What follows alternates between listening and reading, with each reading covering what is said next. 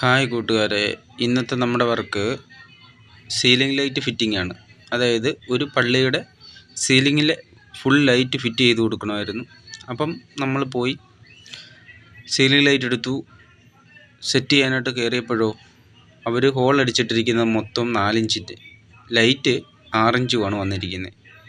6 ഇഞ്ചിൻ്റെ 8 ഇഞ്ചിൻ്റെ ലൈറ്റാണ് കൂടുതൽ ഫിറ്റ് ചെയ്യേണ്ടത്.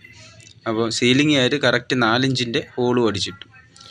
നമുക്കത് വലുതാക്കാൻ വേണ്ടി നമുക്ക് നേരത്തെ പാക്കറ്റിൻ്റെ അകത്തൊരു റൗണ്ട് കട്ടിങ് വരുമായിരുന്നു, അത് വെച്ച് വരച്ചാൽ മതിയായിരുന്നു. ഇപ്പോഴോ അതില്ല.